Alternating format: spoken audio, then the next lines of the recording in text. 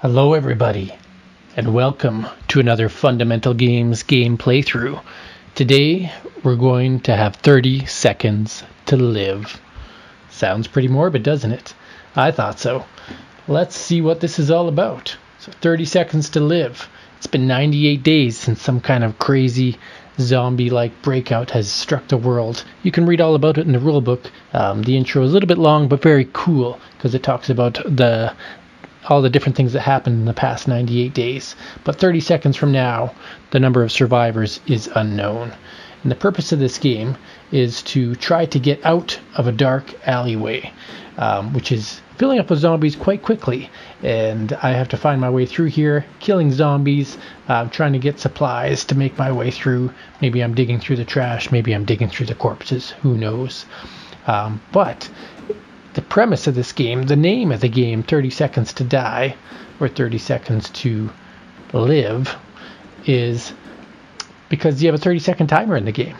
So anytime I start at my turn, I have to click the timer, and I have 30 seconds to make my 4 actions in a turn. And that's the same with the zombie who the opponent will play. You guys could switch sides. And I think there's some other versions. Might even be a solo play mode be getting designed. I can't recall. But I digress. These 30 seconds, you can see they're ticking away. And any turn, if you run out of 30 seconds, if you take too long to make your decisions, then you just stop your turn and it goes to the other player's turn. But either way, 30 seconds to live. So if I hadn't made my action point by now, I would... See? I'm dead. Alright, let's reset that. So you kind of get the premise there. Anyway, so what do you do in this game? Well, you start with a player. There are 6 in the game. You've got Lenny, you've got Sophia, Mary, Elia, Antonio, and Andrew. So who are we going to be? Well, let's see here. They each have special powers on these character ability cards. So what do I want to be? Let's say I'm going to be the medic. Alright, so we're going to take this little doctor here and put her on the hero start location. So this medic has 2 sides. She has her 1 heart side, and she has her 5, 4, 3, and 2 side. And what's going to happen is when she gets hurt, she's going to rotate. So whatever heart is facing forward towards the alley is how much life she's at. Once she gets to 2, if she gets injured again, then she will flip over and she'll be at 1. If she hits 0, of course, we have died in the alleyway. We only have 30 seconds to live, you know. Alright, so what else do we do to set up? Well, the rest of these characters, just so you don't have to be distracted by them, we're going to group them and put them to the side of the game here. Let's see what it says about the medic. The medic starts the game with 2 medic tokens on their card and does not use ability tokens. So we'll have to remember that. There are plenty of tokens in this game. Ability tokens we don't have. We are going to take our 2 medic tokens though, and we're going to put it to the side here. I'm not going to put it on the card because I will have to rotate the card from time to time. Alright, but most characters would have an ability that you would flip over to turn it on or off. So just remember that. Now next we have to choose what weapon we're going to start the game with. Are we going to start with a handgun, or are we going to start with a tire iron? Well, I think this medic probably is not the strongest person, just visually speaking. I think her focus has been on science and helping people, so she might not be so good with a tire iron. We're going to give her a handgun, just for thematic sake. So this tire iron we will put to the side as well. Alright, so there we go. We've got a medic in the alley with a handgun. Now the handgun, you can see that it has 4 bullets right now. When I use it, I'm going to rotate it just like I would rotate for health. I love this mechanic. So I turn that, I'd be down to 3 bullets. If I turn that, I would be down to 2 bullets, 1 bullet, and then I'm out of ammo. But right now we have 4 bullets in our gun, so we're loaded, locked and loaded. Okay, let's double check the rules and make sure I set up the rest of the way. So we've got our 11 alley cards, which are played here. So these are alley cards here. When they get destroyed, they just flip over and turn to rubble. So when you set up the game, if you're playing the real game, you would line these up and that would form your street. Alright. Next up, if you're the medic, we already did that. Good. Set aside the hero ground token, no ammo tokens, hero ability card, action tracker, blah blah blah. That's all to the left. Choose a handgun we picked as our starting weapon. Alright, shuffle the supply deck, draw 3 cards to form your hand. So, and you don't reveal them. So if you're playing against an opponent, you would shuffle up your deck and you would draw 1, 2, 3 cards. 1, 2, 3 cards. So So in our hand we have some parkour, which allows us to do some fancy maneuvers. We have a shotgun, and we have a rifle. We are a wide selection of guns. This medic knows business. Maybe she was a hunter by trade. Who knows? In her hobbyist time. Anyway, the zombie player now carries out some steps. So they have to shuffle this fate deck, and they're going to get three, or they've got their zombie ground tokens on the side, turn sequence card, green dice, and the game always starts with 3 zombies over here. They're called the zombie shufflers, and you have to have a 2, a 3, and a 4, and they're all at the end of the alley. And each turn they're going to progress their way towards the hero, or towards the lone survivor in this alley. Alright, so we've got that in place there. What else? Well, draw 3 cards from the zombie deck to form their hand. Do not reveal them. And the hero player always starts the game. Now, because we're playing just me against me, we're going to reveal the zombie deck. But I'm going to be playing the zombies as though they really do want to win, so it's not going to be a lopsided battle here. These zombies are definitely out to munch brain. It's going to happen. So there we go. We've got a 3, a 2, and a 3 zombie with a star. Whatever the star means. Alright. So there we go. So how do we play? Well, each player has a turn sequence card, which details what they can do on their turn. And they're going to have 4 actions that they can take, allowing them to attack, move, or equip weapons. Once they've used their 4 actions, or the timer runs out, then they move to the resolution phase. So we'll refer back to that as we go. But if we look at the turn sequence cards, we'll just put one over here. It says here we can move for 1 action point, so that would mean I'd move forward 1. We could draw a card from the supply deck and put it into our hand to add to our hand. We could play an effect card, which is like parkour. It's an active effect card. We could attack, so I could shoot my gun at an opposing enemy if they're within the right range. I could equip an item card, so I could slap this shotgun onto my second weapon slot there. I could pick up supply cards or weapons that were dropped in the alley, which can happen in the game.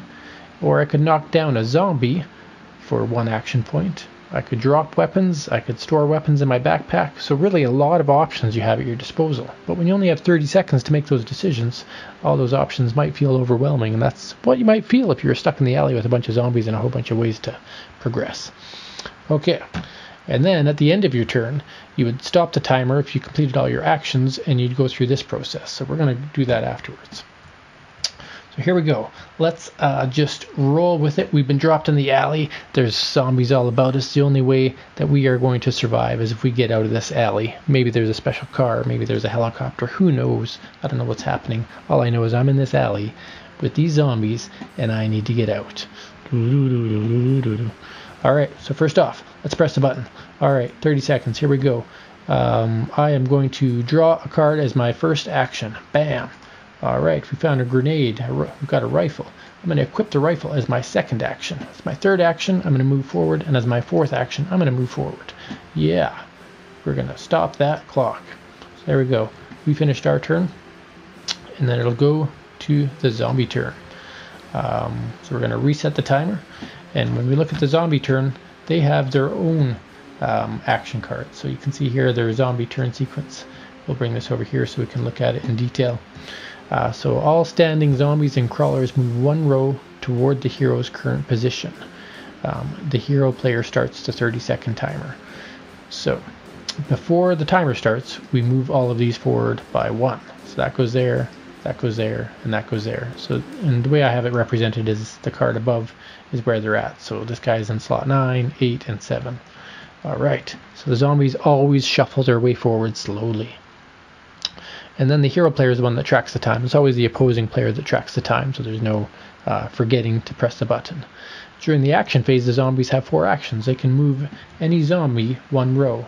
So this zombie could move there, or this zombie could move there, etc. Zombie can move forward. Not all zombies at once, just 1 zombie at a time. You could play an effect card, so if I had an effect card in my hand, I could play it. They could stand up, so if a zombie did get knocked down, it takes a whole action to stand up. And you could put a zombie into play, so for an action, I could put this zombie into play. Now when you put a zombie into play, it actually shows you on the card, if I just spend 1 action point, there's a single arrow, that would put this into slot 10. If I spent 2 action points, which is the double arrow, it would put it into slot 8. So by spending an extra action, I'd make it shuffle forward 2 spots further than it normally would have been. So it kind of gives you some advance pressure on the opponent. And then they would go into the resolution phase as well, which reminds me, we did not go into the resolution phase for our hero, but they would have, if they had any resolution phase cards, they would have had to use them. Fate cards, flip over alley cards in the middle of play and place them back in their original location. We didn't have any of that stuff anyway. So, announce you are done. We didn't announce we were done. If you're wondering what these dice are, actually, by the way, these dice are going to be used in combat or for certain action and events. So those are going to come into play. Green is for zombies, and skin colored is for humans or heroes. All right, let's move this timer closer just so we have some clear visibility to that. And we will start the zombie's turn. So click the button, the zombie's turn begins, the hero's tracking it. What's the zombie turn going to do? Well, let's say they're going to move this guy forward. That's one action. And maybe we're going to plop this guy into slot 8 for 2 more actions. So now they've used 3 actions, and they're going to draw a card as their 4th action. All right. So they've done all their actions. They had 7 seconds left. Time goes fast. You don't realize how quickly it takes to take 4 actions. And they drew a brute boss zombie. That's pretty awesome for next turn, so they can plan that out. So then during the resolution phase, the zombie turn would perform any actions on cards that say during the resolution phase, which there are none right now. They would, if there were any fate cards drawn this turn, they would have to resolve those. Flip over any alley cards in the middle of play and place them back in their original row location. We don't have any right now. And if you have more than 5 cards, discard. Announce you are done. Zombies are done. All right, so we go back to the hero phase. So before the hero can start their turn, they have to remove 1 ability token from the hero card. So if, and the way this function works is, let's say, we'll look at that. We don't have a character with an ability, but let's say we had the MMA trainer. If they use an action point, they can make a melee attack. So once they do that, they basically are using their ability, and then they can't use it again until they have their action point. So it's just a way to keep tracking whether they have that spare action available or not. But with the medic, they just have some. The medic ability is a bit different. Remember, so how do I use my medic token? It says I can remove 1 medic token to heal 1 point of health, and it doesn't cost me an action point. So there you go. All right, hero player is going to figure out what are they going to do. Well, first we're going to reset that. They don't have any cards to play, so they are going to check out their weapons. Ranged attack, they can shoot 1 to 6 cards away if they choose to use their rifle. If they use their handgun, it's 0 to 4, so they can go 0, 1, 2, 3, 4. Whereas a rifle can go real far. It's got that scope. So that's an option for them. And I am taking extra time between turns just so I can think and explain the game properly. I don't want to rush through and make a bunch of mistakes. I'm sure I'll make some mistakes, but don't want to make a whole bunch of mistakes. Move forward 2 rows, ignoring any zombies standing in those rows. That's a good one to save for later. Jumping over zombie heads. I can picture the medic doing that. A little bit of back jumping, sure. Shotgun grenade. Destroy all zombies and supplies in a target row. Good to know. All right. I think I have an idea of what the medic wants to do. Click the button. Here we go. What are we going to do? First off, they're going to fire this rifle. To fire this rifle, they are going to roll. I'm going to pause this for a second because I have to read the actual attack rolls. But to fire the rifle, we rotate it 90 degrees to show that we're spending 1 ammunition. We're doing it as a ranged attack, which means it can hit from 1 to 6 cards away. It cannot hit on the card slot that you're on. So 1, 2, 3, 4, 5, 6. But you always have to hit the closest zombie, so I can't shoot around this shuffler. It's too narrow in the alley. This guy's got to go down. I'm going to be shooting at this guy, and then how it works is, let me refer to the document because I don't have it memorized. Movement, draw cards, knockdowns, no hero attacks. So the hero can make 2 types of attack, melee and ranged. Melee is if they're on the same card as you or the same part of the alley. Ranged is when they're not, and only certain items can attack in ranged. So ranged attack are made with guns and thrown weapons. On a weapon card, we already talked about the range icon, so we're good there. More information about weapons.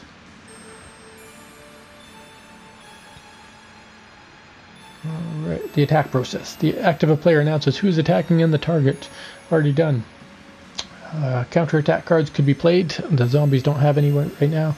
The active player rolls both the 6-sided attack die and the 8-sided fate die. And that's for the tan dice, so that's what the human's going to roll. And yeah, so the zombies only roll dice if they're attacking. So if we go here, I have to roll both of these dice every time I attack. Alright, so we'll roll those dice. We have a check mark and a +1.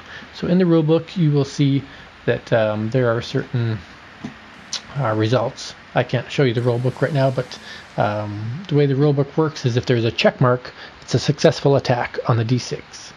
And on the D8, which is the kind of like an action die, there's a blank, there's a explosion, which means an alley collapses. There is a +1, which means the hero deals an extra point of damage, and then there's a fate icon, which is kind of like that yin yang symbol. And so what that means is they would draw a fate card. So in this case I had a +1, so I'm going to I have a successful attack doing +1 damage, and if you look at this rifle, it can hit in a range of 6 and it deals 3 damage. So instead of dealing 3 damage, I'm going to do 4 damage, and this zombie only has 2 hearts. So this zombie is blown away. So what happens? Well, the zombie goes into the graveyard. It has died from my one shot. So all of that was for my first action. Keeping in mind that all that would have had to take place while this timer was going. Alright, so you want to resolve combat quickly as soon as you know you're attacking, roll those dice, and you really have to have these icons memorized. So keep that in mind. Anywho, 1, 2, 3, 4, 5, 6. So you can keep on firing that rifle. So we're gonna keep this timer, and we're gonna say we're gonna fire that rifle again. All right, so bam, firing the rifle again, rolling these dice, and the result is a miss. All right, so we're gonna do another action, our third action. We're gonna roll these dice again. All right, we have a check mark and a blank, so this rifle is going to deal 3 damage to this zombie. So this zombie is dead. Congratulations. And our time is up. So you can see we didn't even get to our fourth action. We were too busy firing our gun, 1, 2, 3. But that's okay. We still took down a couple of zombies, so it felt like a good turn. If I had been a little faster, I might have been able to move forward a spot, but that's okay. We'll get by. So the medic is done their turn. Resolution phase, they didn't get a fate card. They've got no resolution card, so we're going to go to the zombie turn. Zombies, before they start their timer, they move their zombies forward 1 space. So we're down to only 2 zombies now. They may want to fill up the board. We'll reset the timer and let these zombies go. So zombies don't really have ranged attacks, from what I can see, and that's part of how the humans can defend. So we're going to play this brute boss into slot number 6 for 2 action points, and then we'll put another zombie in the battlefield into slot 9 for our 3rd action point, and for our 4th action point, put this one here. So we're just going to play aggro zombie swarm. I mean, what's more dangerous than that? So right there, 30 seconds, we got all our zombies on the board. There's a brute leading the pack, kind of like a big defender protecting, whereas the shufflers are all going to move their way forward on their turn. So go back to the human's turn. Humans still got 3 cards in hand. And they've got a grenade. They can destroy all zombies and supplies in a row, and a row would be 6 or 7 or 8. So not really good unless you've got more than 1 zombie in a row, then it's more damaging. But it also can't be countered. They have a shotgun, and they have a parkour, like we said. So if we get far enough, we could just try to jump over some of these zombies. Now the rifle is almost empty, so let me just refer to the rule book here and make sure I know what to do if my rifle is empty. Just go back to equipment here.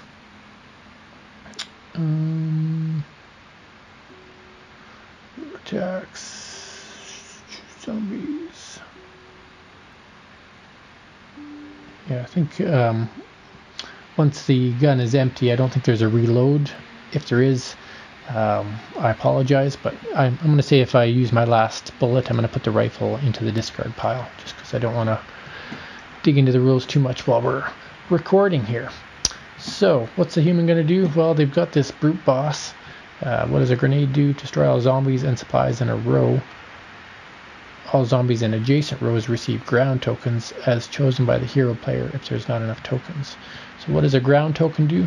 A ground token means that the zombie on their next turn, the only action they can do is stand up. So it's going to take a whole action for that. They can't move forward until they get up from the explosion. So that's a good way to prevent the opponent from coming too far. You could destroy this brute and then knocks the guy down next to him. Alright, we're going to start the turn. Reset. Here we go. Hero's going to go. What are they going to do? They're going to toss this grenade right here. Bam! Which destroys the brute in one fell swoop. I had to be 2 to 4 away, so we're definitely in that range. So that guy falls. We put a ground token on that guy. Grenade goes to the trash pile. That's my first action. 15 seconds left. I'm going to move forward 1 as my second action. Move forward 2 as my third action. Move forward. Actually, I'm going to fire my gun as my final action. So I'm going to use up my rifle. Roll these dice. 1 second left. We missed anyway. Okay. Wow, that was fast. But we did have some damage here. I mean, this guy's stuck where he is. And we managed to take down the brute boss zombie. So nothing wrong with that. We go to the zombie's turn. First phase of the zombie step is to shuffle everybody forward, except this guy can't go forward. And just going to make sure I do the ground token properly. So let's look up ground token. A ground token placed on a card to indicate this, and they're referred to as being on the ground. A zombie with a no knockdown symbol is immune. To stand up, the hero or zombie player must spend an AP. So what that means is they're not going to advance until the next turn regardless. Now if they had a no knockdown icon on them, then they could have avoided that as well. So you can see on the top there, that brute boss, he would not be knocked down. He would get up again. You're never going to keep him down with that crossed out ground token, but everybody else on the table can be knocked down. Oh, the crawler, yeah. Oh, the crawler always is knocked down, so that's a good one to remember there. So crawler is permanently on the ground. They move during the prep phase with other zombies, but they're always considered knocked down. Anyway, okay, so zombie's turn. This guy will not go forward. This guy will go forward. This guy will go forward. This guy will go forward. All right. Let's read ground real quick. Crawlers have a ground token icon on the card indicating they're permanently on the ground. And that there's certain cards that will have an impact if a guy is on the ground as well. Okay, so what are the zombies going to do? Well, they can smell the human. I mean, if they get close enough, they have attack range of always attack range of 0, right? So they could go and attack. If this guy does damage, he does 1 damage, he does 1 damage, he does 1 damage. They need to get close enough to do that. So we could just go in a rage. We've got no cards in hand, so we're going to try the swarm with what we have left method. So here we go. Reset the timer. Start it up. This zombie moves forward 1, so that's action 1. Action 2. Action 3 will remove this, and action 4 we're going to attack. So we roll these dice, and we have a explosion. I'm just going to pause this for a sec, and a check mark. So check mark means the zombie has struck the medic, and the explosion, I believe, said not an extra damage. It means we destroyed the alley. So the fate die explosion, there's been an alley collapse. The lowest numbered row is destroyed. The active player takes the lowest number row card, puts it face up in front of them. During the resolution phase, flip over the card to reveal the rubble side and place it back where it originally was in the alley, crushed with rubble. Alright. So they would put the row card in front of them, and then at the end of the turn it will flip over. So it just shows that the last card in the alley, there's no going back, and if the explosion gets too far up, you're going to take damage when that happens too, so it can be devastating later on. But not only that, we have done 1 damage to our medic. So our medic is down to 4 health. And that's all the zombies' attacks. They don't have a resolution card right now. We haven't rolled any fate cards yet, so those will play a role in the game, I'm sure, at some point, but we're not quite there. Yeah, that was all 4 actions, because we moved 1, we moved 2, we attacked for 1, and we removed the action token. So did all that within the 30 seconds. So we're going to reset that. Alright, back to the humans' turn. So humans got a zombie stuck right to them here. They've got a gun that can shoot range 0, so they could fire right at it. They could parkour. They could draw some supply cards. They've got all kinds of actions they can do. And this is a 1 or a 4 health zombie. This is a pretty tough zombie.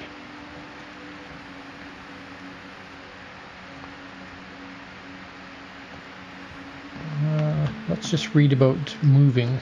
So can you move while a zombie is on your square? During the action phase, the hero can spend an AP to move forward 1 row in either direction. If there's a standing zombie in the row with them, the hero may move backwards, but may not move forwards. And once you have that broken down alley behind you, that becomes dangerous. The hero must kill the zombie or knock it to the ground before moving forward. Maximum of 3 zombies per row. So, if you remember, one of my actions is to knock down a zombie. This zombie can be knocked down, so that's good. And what does that 1 KO mean? I should read what that means. KO.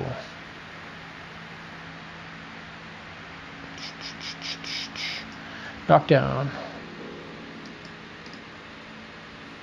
KO.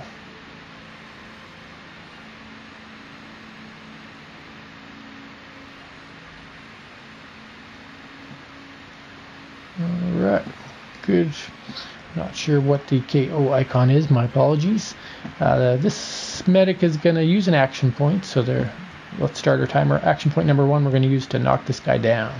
Action point number 2 we're going to go forward, because now that he's knocked down I can run away.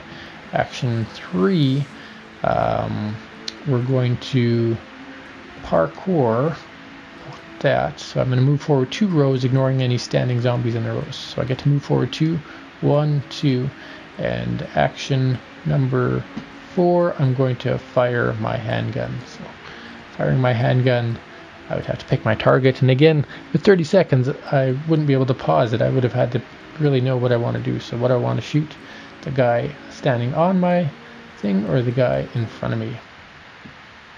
And I don't have my shotgun equipped because it cost me an action point to do that, so I'm firing my handgun at this crawler that's in front of me here. So we'll keep the timer going. I'm still allowed to roll, and I have to resolve the roll even though the timer is run out. So we have an explosion, which means this is going to blow up. Whoops. And I'm going to do use my bullet, and it's going to do 3 damage to this guy here. So I probably should have done it to this guy, but I chose the crawler. So that guy goes there. And that's the end of the hero's turn. We haven't got a fate card yet, so we're going to go to the zombie's turn. All zombies advance forward 1 unless the player is in front of them, in which case they advance towards the player. So that's the first part of their turn. Alright. So what are these guys going to do? Well, it's going to cost an action for each of these to attack. So they could do 1 attack, 2 attack, and then bring this guy forward, or draw some cards. So let's reset this. We're going to attack with the first zombie. This one here is going to attack her. So we missed. Let's attack with... let's pause it for a sec. Zombie attacks. That's what we want to look at. Zombie attacks. The zombie player may spend 1 AP during the action phase to have a zombie attack. Cannot attack the turn they come into play, so good to remember that. An individual zombie may only attack once per action phase. So even though I have 2 zombies, I mean, if I had only 1 zombie, it can only attack once. So we're going to say this zombie already attacked, but this one still can attack. So let's continue. Zombie number 2 is going to attack. Zombie number 2 has a check mark, so it has done its damage. This one is going to do 1 damage to our medic. So medic is down to, whoops, down to 3. Oh, I've got to do it the other way. So she starts at 5. Oh, 4, 3. She's at 3. If you zoom in, you'll see she's at 3. If I zoom in with the Alt button, she's at 5. Okay. So there we go. But then we draw a card from the Fate deck. That's the first one we've drawn this turn. So that was action number 2. Cards from the Fate deck. We'll double check here in our rule book. Sorry, I don't have it showing up on the screen there. But in the Fate deck, if you draw a Fate card,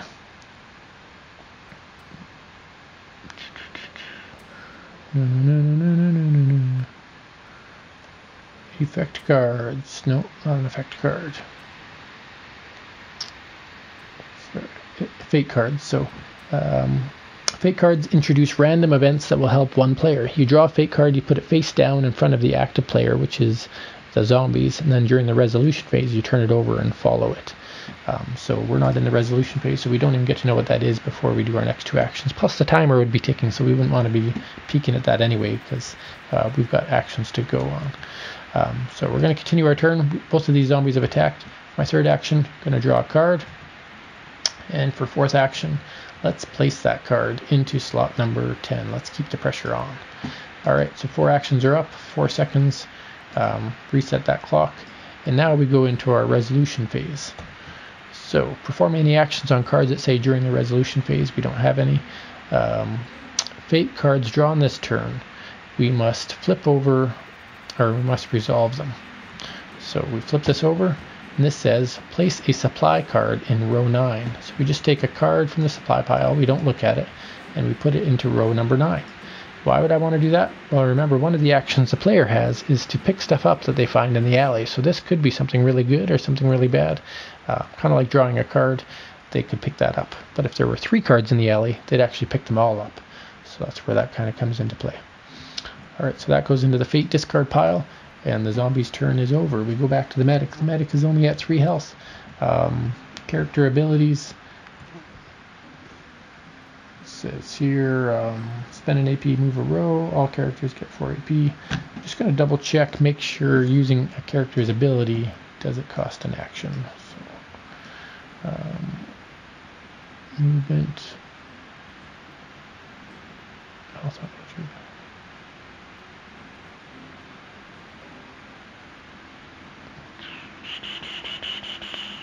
Attacks.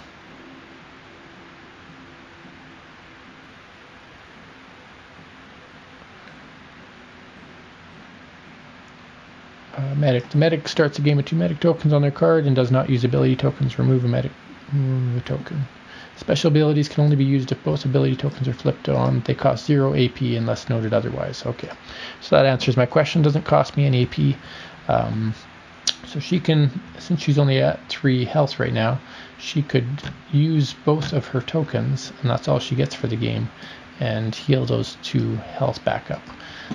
So she gets 2 more health than any other character with those medic tokens. Now you might ask, why doesn't she just start the game with 7 health instead of 5? And maybe there's ways that she can get those back. Maybe there's cards in the deck, or maybe there's other cards that give you health that would kind of boost that somehow. I'm not sure. I haven't looked through every card in the deck in that much detail, but I'm sure there's a reason why she doesn't start at 7. Or maybe because everybody starts at 5 and it's too hard to rotate a card 7 times. There you go. Question answered. Alright, so the medic's at 5. We are going to start the turn. She has 2 zombies in front of her. She'd have to knock them both down to be able to walk forward. And to knock them both down would cost her a few action points. But she could try it. Just going to double check that I read that properly. For movement. Movement.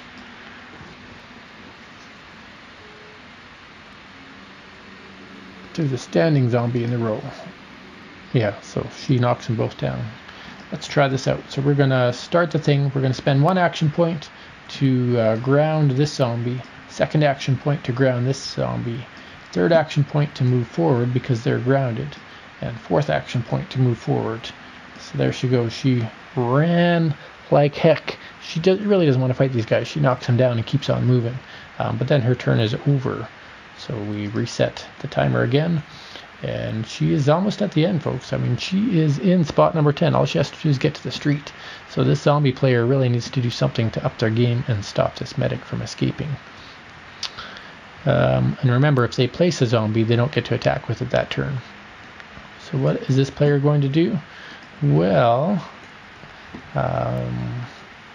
they cannot knock a player down. I'm not sure what KO means. I really got to find out what KO means. Maybe it's under the zombie description. So zombie attacks. Adrenaline tokens. Zombies. Okay.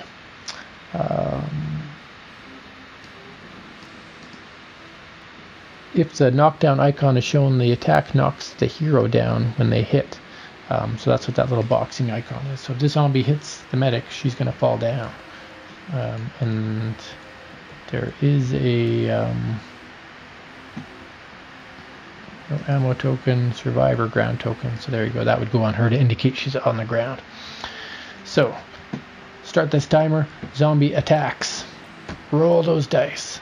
Zombie has succeeded and blows up an alley at the same time, which knocks down the survivor. Shabam. Alright, so that player or zombie has attacked and she takes a damage. Zombie removes this as their second action. Third action, we will move forward. Fourth action, we will draw a card. No, fourth action, we will go forward. So there we go. Time's up. Just in time. We got two zombies in here and she's on the ground. So she is going to have to do some real survival fighting to recover from this. So let's take a look. The player's going to have to spend a whole action point probably to get up.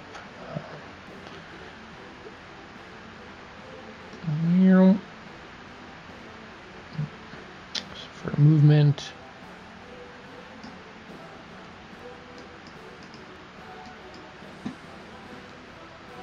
Yeah, so player's going to have to play an action just to stand up. And she's running out of bullets, just has a shotgun in hand. So let's reset this timer, start it up. She spends first action point removing that. Second action point, she will knock down this zombie. Third action point, she would knock down another zombie. And fourth action, she would escape into the street. I think that's a success. So trying to do it the way where she's not trying to kill all the zombies, she's just trying to get the heck out of the alley. Let somebody else deal with the aftermath of that. I don't know if I played it wrong by using too many tokens, so let's just double check the rulebook one more time for knockdowns. Knockdown effect that if it knocks a hero or zombie to the ground placed on a card, they're referred to on the ground. If there are no ground tokens available, the knockdown effect is ignored. So let's take a step back. We're going to reset. We're going to assume I didn't run out of time, but this one was here. So maybe it means she's so tired or it's too hard to knock down that many zombies in a row. So she would have been here and she has one action remaining, but she can't move forward because there's a zombie that's alive. So her only course of action may be to fire this gun. So we're going to say that was her final action, and she rolls her action dice. She has missed, so she didn't hit that zombie. So that would have been her turn anyway. So let's go back to the zombie's turn. Zombies on their turn move forward towards her, unless they have a ground token, which both of these do, so they don't get to advance. And right now it's actually in the zombie player's best interest not to remove these ground tokens, because if they remove that, they open it up for that one. So interesting how that mechanic worked out. So we reset the timer as the zombie turn begin. First thing they're going to do is attack with their ground zombie. It's a success, so they hit. So this player takes the damage, and it was a knockdown, so she gets her knockdown token back. The next zombie attacks. Roll those dice, and it is a hit. Not a knockdown, but now she is at 2 health. Alright, third action, we're going to draw a card, and we're out of time. So zombie actually ran out of time this time because we're doing all these actions here.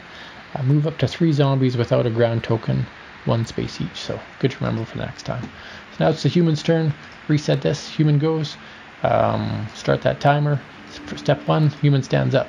Step 2, human attacks with their rifle. Roll those dice. Human has missed. Step number 3, human uses their last bullet on their rifle. Whoops, I lost my rifle. Use their last bullet. With their action 3, they have hit, and they have done 3 damage. Is that enough to kill this one that's standing up? Yes, it is. So the zombie is dead. And they get a yin-yang card, not that they need it. And their 4th action would have been to move forward. I'm going to say I didn't run out of time because I was too busy trying to read cards, which could happen in the real game, but now the medic has escaped with 2 health remaining. So there you have it. That is a game of 30 Seconds to Live. It was tense. It was epic. The medic shot guns. She knocked people down. She ran some parkour over their backs. She knocked them down some more, finished them off with a bullet through their head, and then escaped into the street with 2 health remaining. Now, the medic, the only reason she's alive is because she started with 2 extra health. So there you go. Might have had to employ a different strategy if I was a different character. So 30 Seconds to Live. It's a solo or 2-player game. The solo version, I think, is still being worked on. And there's just a lot of action, and it's cool that you can play either the hero or the zombie side. As 2 players, you may take turns trying them out, or maybe one player always wants to be the hero, or multitude of heroes. The other player may become an expert zombie player, who knows.